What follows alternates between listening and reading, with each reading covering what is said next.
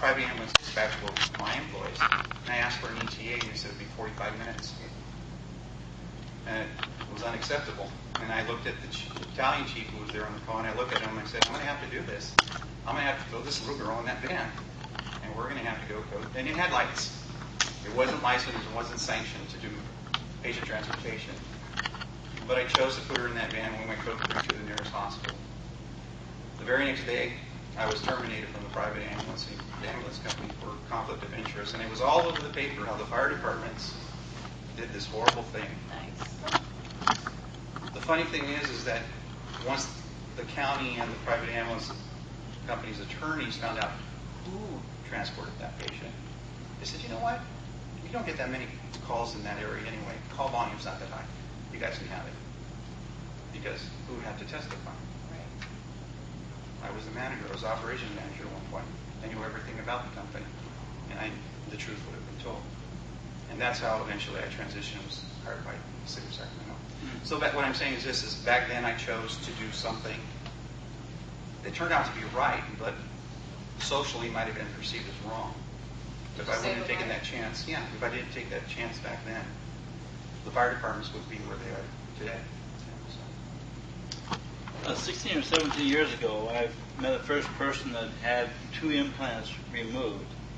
And so I want to caution you, you got to make sure you have the proper liquid capsule to immediately put it in there.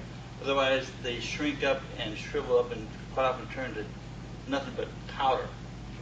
A little unknown fact is my business partner I talked about, the state lobbyist.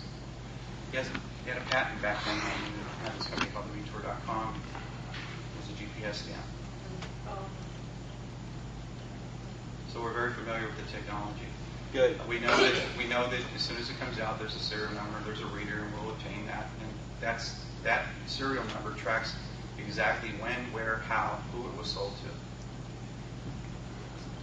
to. Second comment I just want to mention is that as far as my experience with the FBI, and I studied to be an FBI agent when I was in college, is don't ever trust any federal agency, including Homeland Security, because their whole job is damage control. And Ted Gunderson will address that when he speaks.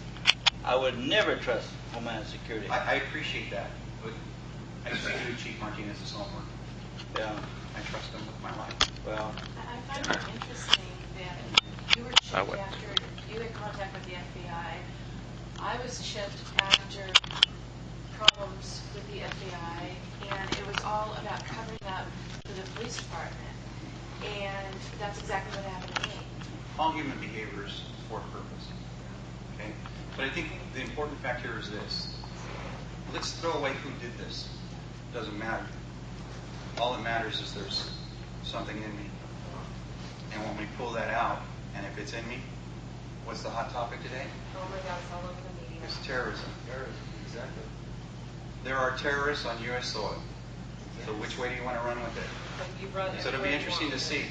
It'll be interesting to see which way they go with this. Dr. Hall, what did you use to scan? Bravo for you. JM20 Pro Bravo. general frequency scanner, Excellent. JM20 digital frequency reader, and an infrared unit. It's the same RF scanners that Jimmy Walbert's investigator used, and Jimmy Walbert's investigator is by the name of William Taylor. He's based on the East Coast out of Florida. He's somebody that was involved in the Karen Silkwood case and also in the Ollie North case, blanking on the name for it, where the Iran-Contra scandal. He was involved in those investigations.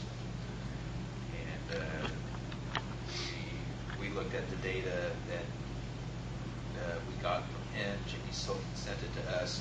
John went out and purchased the same equipment. Now, obviously, John and I don't have the experience using that a private investigator would. So John's done a few scans on some people up in the Kansas City area. One of them did come up positive. We don't know what to make out of it yet, but I think the fact that, he scanned, both Jimmy, the thing that I would say is that both Jimmy Walbert and Jesse have had positive frequency scans. They've also got positive scans on an imaging study, being an X-ray, MRI, CT scan. And I feel that's significant. Yeah, I would love to have you guys come scan someone like before you go. Well, the frequency to hit on him was between 124 and 134 That's kilohertz. If I remember, that's the same that was on Jimmy too. Yeah, and that is the only thing we can go by is what's published, and that is the published transmitting frequency for Verochip.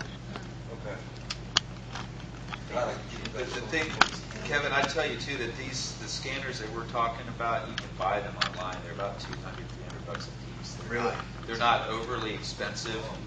You know, that's the cost of an airplane ticket out here and back to Kansas City. So, for the cost of an airline ticket, you can buy your own scanner, start doing a little work on your own out here. And if they're close enough to the skin, they will light up on an infrared scan too.